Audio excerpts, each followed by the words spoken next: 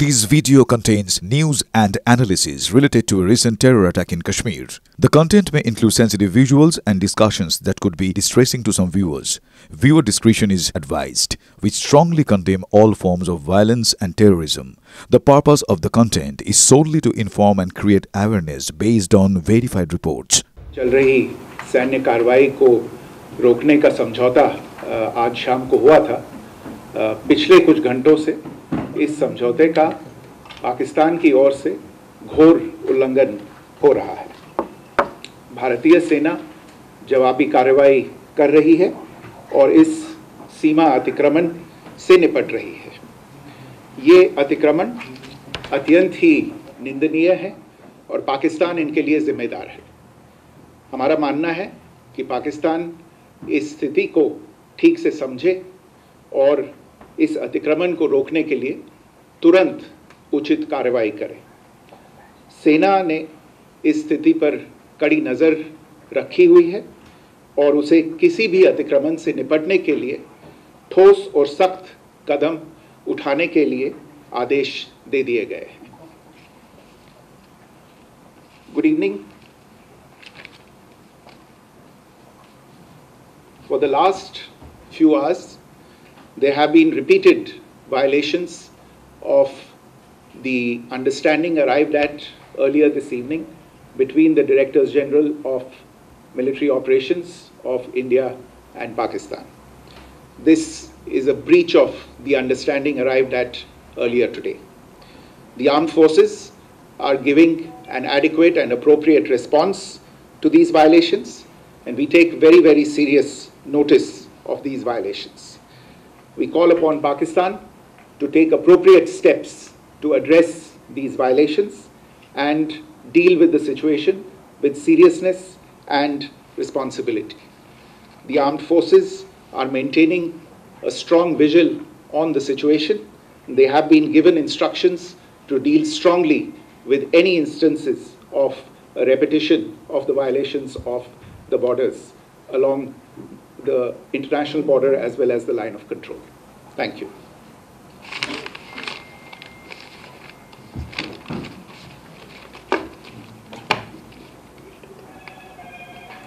Thank you very much.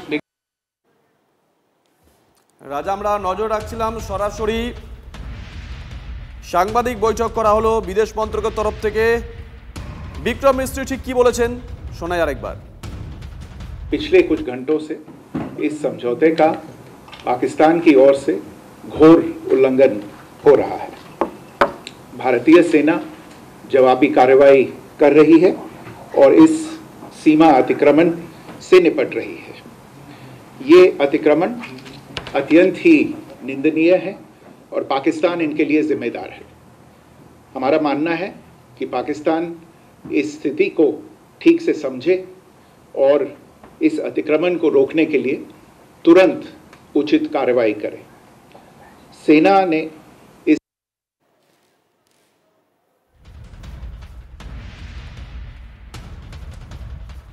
Diptanshu Chowdhury, colonel Diptanshu Chowdhury আমাদের সঙ্গে রয়েছেন। আপনি তো শুনতেই পেলেন বিক্রম মিস্ত্রি কি বললেন। অর্থাৎ ভারত সরকার এটা অফিসিয়ালি স্টেটমেন্ট দিয়ে জানিয়ে দিল যে হ্যাঁ 2 ঘন্টা ধরে সংঘর্ষ বিরতি এবং সংঘর্ষ বিরতি চুক্তি লঙ্ঘন করে, সেটা সমঝোতা বলুন চুক্তি বলুন যাই বলুন, লঙ্ঘন করে তারা শেলিং করেছে, এটা অফিসিয়ালি মেনে নিল। তার মানে এবং প্রত্যাঘাতের কথাও বলে দেওয়া হয়েছে সেটাও। দেখুন এটা নতুন করে বলার কিছু নেই যে ভারত প্রত্যাঘাত করবে, না করলে প্রত্যাঘাত করাটাই খুব স্বাভাবিক। কিন্তু আমরা জানতে চাইছি স্কেলটা কি হবে। আপনার কাছে কি খবর আছে, কি অনুমান করছেন এবার স্কেলটা কি হবে, মাত্রাটা কি হবে? দেখুন we are back to square one, মানে যেখান থেকে শুরু করেছি আবার সেখানে পৌঁছে গেলাম। আমার মনে হয় যে ডিপ্লোম্যাসিতে কোথাও না কোথাও এটা না হলেই ভালো হতো, ভারতবর্ষের জন্য ভালো হতো। আমরা গর্বিত ভারতীয়, তো আমরা ভারতের কথাই সবসময় ভাববো এবং আমাদের নিজেদের যেখানে ক্রিটিক করতে হবে আমরা করব, নিজেদের জন্য করব। আমরা চাই ভারতবর্ষ স্ট্রং হোক, 140 কোটি ভারতবর্ষের দেশ। তবে আমি আবার বলতে চাই যে ভারতের সামরিক বাহিনী ইজ টু স্ট্রং। আমরা we are A military mind. যোগ্য জবাব পাকিস্তানকে তো পেতেই হবে, যোগ্য জবাব ভারত পাকিস্তানকে দেবে। আমি নিশ্চিত সেটা কাল সকাল অবধি দেখতে হবে না, আজ রাত্রিরে ভোর যখন হবে, ভারতের 140 কোটি মানুষ যখন ঘুম থেকে উঠবেন, আপনারা নিশ্চিতভাবে আবার কিছু না কিছু ভালো নিউজ পাবেন এই গণমাধ্যম এবং ইলেকট্রনিক এবং প্রিন্ট মিডিয়ার মাধ্যম দিয়ে। এবং যারা সারা রাত এই আমাদের ভাইরা জার্নালিস্টরা জায়গায় জায়গায় আছে, তারা আপনাদের কাছে খবর পৌঁছে দেবে। সামরিক বাহিনী অ্যাটাক করবে স্ট্রং, ভেতরে গিয়ে we will hunt them down, we will burn them down. কারণ আমরা দেখেছি এদের বিশ্বাস করা যায় না। এই রাষ্ট্রটা বেঈমান। এই রাষ্ট্রটা এই আইএসআই এবং তার যে সামরিক বাহিনী, তাদের একটা সিনিয়র লিডারশিপকে তাদের নিজের নাগরিক, পাকিস্তান নাগরিক বিশ্বাস করতে পারে না, তাদের পলিটিক্যাল ডিসপেন্সেশন বিশ্বাস করতে পারে না। ইতিহাস বলে দিচ্ছে কতবার কু হয়েছে।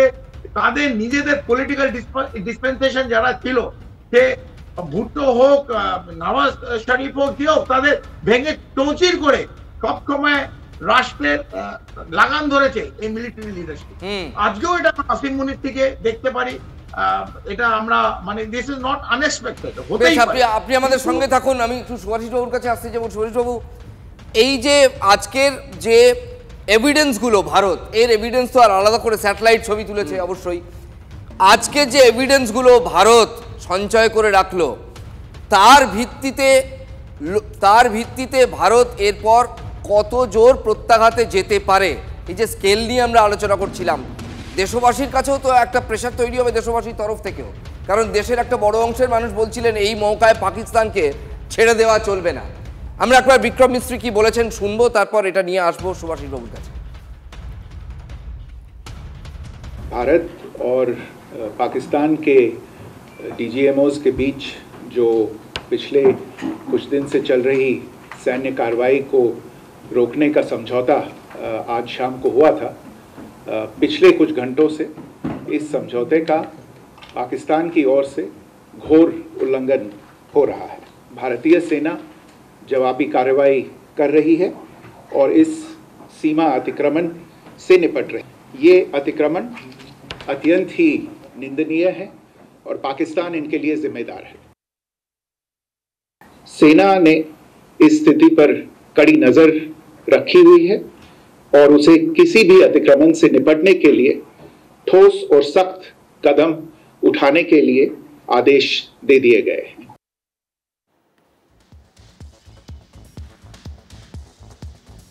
সুভাষিস বাবু, মানে এরপর আর ওই সূত্র বা জানতে পেরেছি ওই টাইপের কিছু থাকে না, সরকারের তরফ থেকে অফিসিয়াল বিবৃতি দিয়ে দেওয়া হলো। আমার প্রশ্ন হচ্ছে এরপরে এই আমেরিকার আর কোনো এই এপিসোডের মধ্যে প্রাসঙ্গিকতা থাকবে যারা আগবারই এসেছিল উপযাচক হয়ে?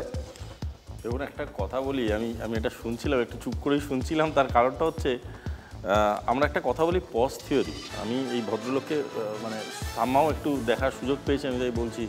এই ধরে ধরে ধরে ধরে যে স্টেটমেন্টটা উনি বললেন, এর মধ্যে তিনটে ওয়ার্ড আমি খুব ইম্পর্ট্যান্ট সিলেক্ট করতে চাই। একটা প্রথম ওয়ার্ড বললো যেটা হচ্ছে অবজারভেশন, যে সেনা অবজার্ভ করেছে কি কি করেছে। সেকেন্ড হচ্ছে আইডেন্টিফিকেশন, ডাইরেক্ট বলে দিল এটা পাকিস্তান ভায়োলেশন করেছে। দুটো ইজ আমরা মানে ডিপ্লোমেসির ভাষায় বলে কনফার্মেটরি স্টেটমেন্ট, কে খুন করেছে, কেন খুন করেছে, দুটো কনফার্ম হয়ে গেল। থার্ড, যে সেনাকে আমরা আদেশ দিয়ে গেয়া হয়, খুব টেকনিক্যাল ভাষায় স্যার লাইনে আছেন, স্যার বলতে পারবেন।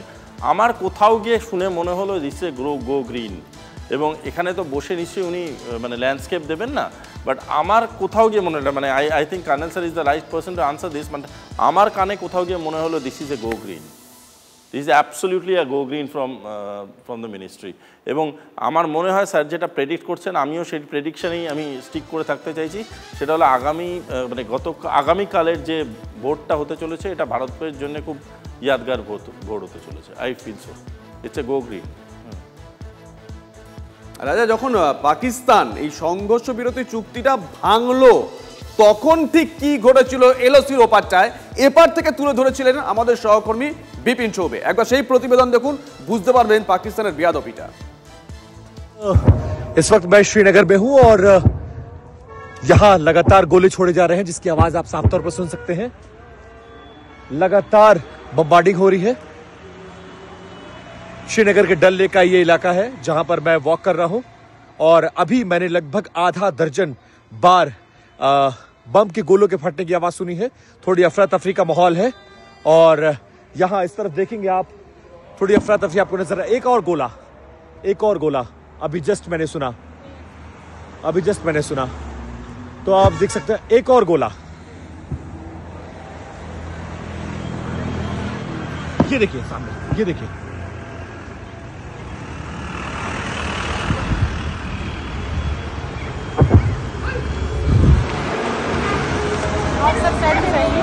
गोला फट रहा है। कुछ आवाज सुना आपने? डल झील के इलाके में भी इस वक्त लगातार मैं हूं और यहां पर मुझे गोलों की आवाज आ रही है, जो ये बताता है कि सीजफायर का वॉयलेशन हो रहा है। और आज शाम को ये अनाउंसमेंट हुआ था कि प्रॉपरली सीजफायर हो चुका है। आज शाम 5 बजे के बाद किसी तरह का दोनों तरफ से फायरिंग नहीं होगी, लेकिन डल झील के किनारे पर इन पहाड़ियों की तरफ मुझे बार बार आवाजें आई हैं। आधा दर्जन से बार मैंने इन आवाजों को सुना है और उसके बाद इस तरफ थोड़ी भागम भाग बची हुई है, थोड़ी अफरा तफरी का माहौल है और लोग बेहद डरे हुए हैं, इधर उधर भाग रहे हैं, जो अपने आप में ये जाहिर कर रहा है कि स्थितियां अभी भी सामान्य नहीं हुई हैं। और इस तरह के हमले, इस तरह की आवाजें ये बता रही हैं कि अभी भी श्रीनगर और कश्मीर पर खतरा मंडरा रहा है और रह रहकर पाकिस्तान की तरफ से हमले किए जा रहे हैं, जिसका जवाब दिया जा रहा है। हालांकि ये किस तरह के हमले थे, क्या ये ड्रोन से हमला किया गया या मिसाइल से हमला किया गया, कैसे हमारी जो एयर डिफेंस सिस्टम है उसको निष्क्रिय कर रही है, वो जांच का विषय है। लेकिन इन आवाजों को सुनने का मतलब यह है कि स्थितियां अभी सामान्य नहीं बनी हुई हैं और अभी भी डल झील के इलाके में जो सुबह जिस तरह के गोलों की आवाज आ रही थी, उसी तरह के गोलों की आवाज सुनी जा रही है। विपिन चौबे, TV9 भारतवर्ष, श्रीनगर, डल झील।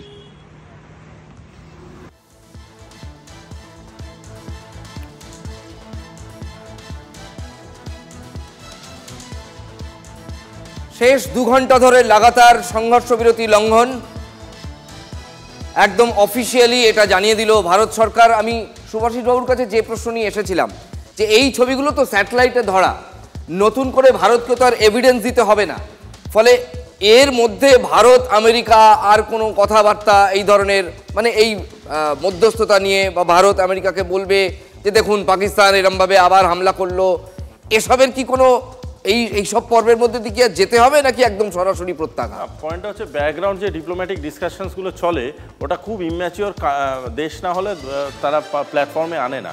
তো I presume background discussions already চলছে। ব্যাকগ্রাউন্ডে শুধু আমেরিকা বলে তো না, বহু দেশ আছে যারা ভারতবর্ষের একদম প্রুভেন অ্যালাই, এরকম বহু দেশকে বহু কিছু অলরেডি জানানো শুরু হয়ে গিয়েছে আমার মনে হয়।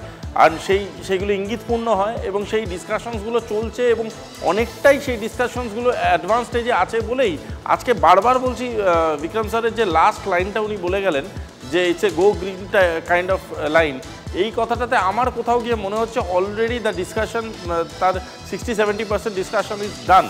এবং সেখান থেকে গিয়ে আজকে যে আমেরিকা যে থাপ্পড়টা খেলো গালে, আজকে যে বিভিন্ন দেশগুলো দেখলো যে আমেরিকাকে থাপ্পড় দিল Pakistan by doing this ceasefire violation, এই জিনিসটার একটা রিটালিয়েশন আমেরিকা কি করে অ্যাজ এ কান্ট্রি সেটাও আমাদের একটা দেখার বিষয় হয়েছে। কিন্তু সুভাষিস বাবু, ভারত তো কোথাও অফিসিয়ালি আমেরিকার মধ্যস্থতায় এটা হলো এটা ভারত তো স্বীকারই করেনি। আমাদের ফরেন সেক্রেটারি বিকেলে যখন বলেছেন সন্ধ্যাবেলায়, তিনি অ্যাবসলিউটলি নামই উচ্চারণ করেননি, ফলে তাই না মানে এরকম তো মানে অদ্ভুত রকম লাগলো না ব্যাপারটা। মানে দুজন মানুষ বিয়ে করলো, আমি বললাম আমি ঘটকালি করেছি, এবার যখন বিয়েটা ডিভোর্সের দিকে এগিয়ে গেল তখন আমি তো আর বলতে পারি না যে আমি ঘটকালি করিনি। যদি সেদিনও ঘটক হই আজকেও ঘটক থাকবো। তার মানে আমাকে আজকে ধরতে হবে যে যদি আমেরিকা সেই জায়গা থেকে সেই স্ট্যান্ড থেকে সরে তাহলে আমেরিকার গ্লোবাল ইমেজটাও আজকে কোয়েশ্চেনেবল হয়ে যাবে।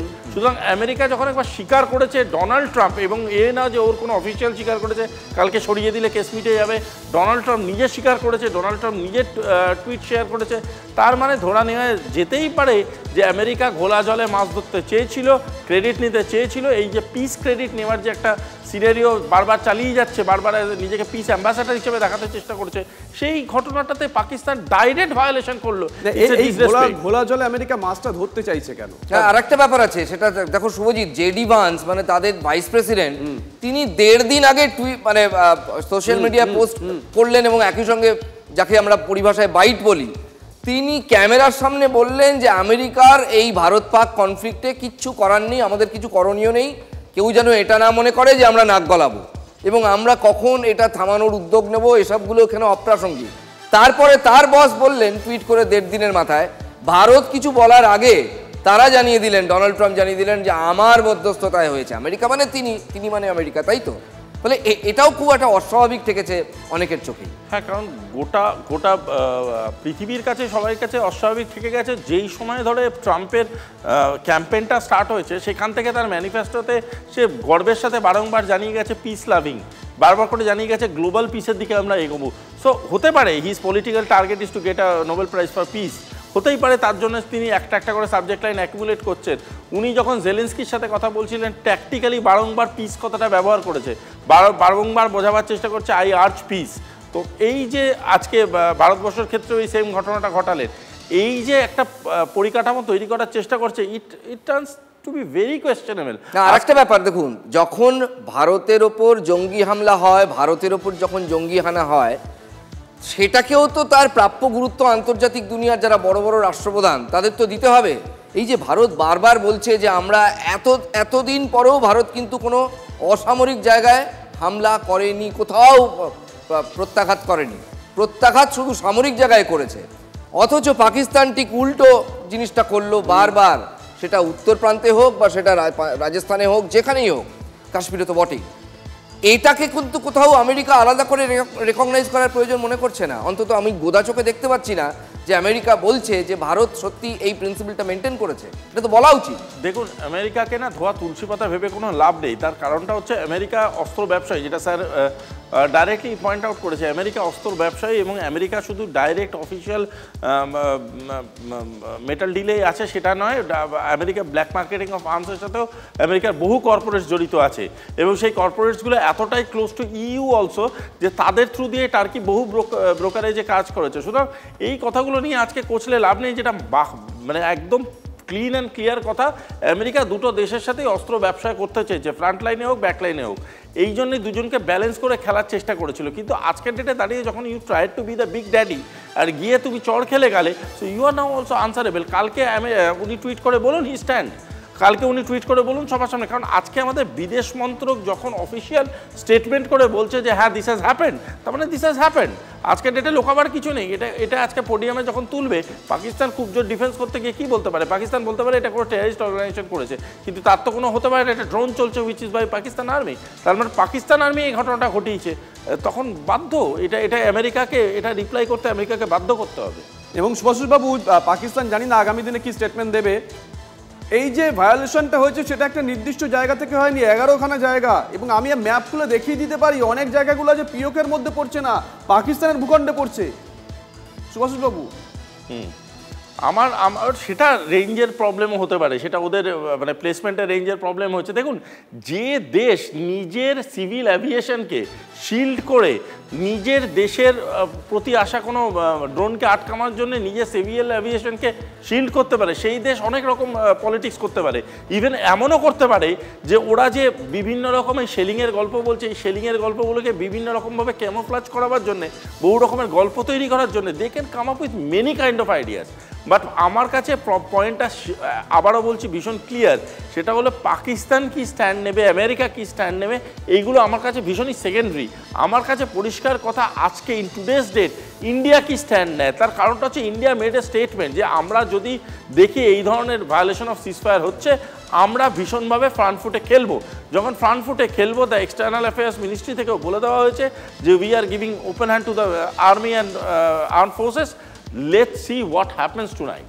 এটা আমার কাছে সব থেকে বড় কথা, আজকে হোক কিছু ঘন্টা পরে হোক যখনই হোক, কিন্তু লেট ইট হ্যাপেন।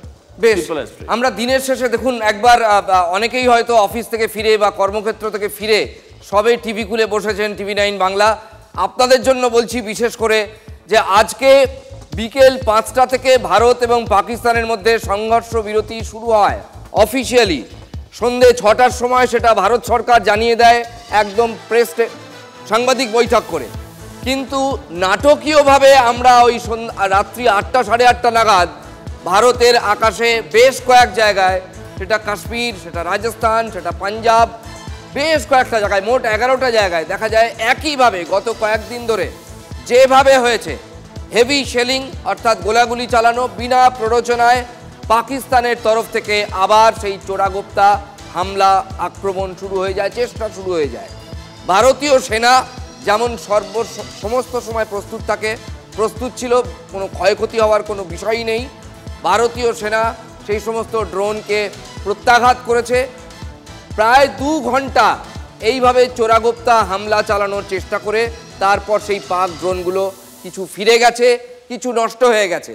কিন্তু বিশ্ব তাজ্জব হয়ে গেছে যে গোটা দুনিয়া যখন দেখলো ভারত আর পাকিস্তানের মধ্যে পাকিস্তানের DGMO, director general of military operations, phone করে ভারতের তার যে কাউন্টার পার্ট ডিজিএমও তাকে ফোন করে বললেন আর আমাদের এই যুদ্ধ পরিস্থিতি চালিয়ে যাওয়ার দরকার নেই, আমরা চাইছি যে একটা ট্রুথ হোক বা সংঘর্ষ বিরতি হোক।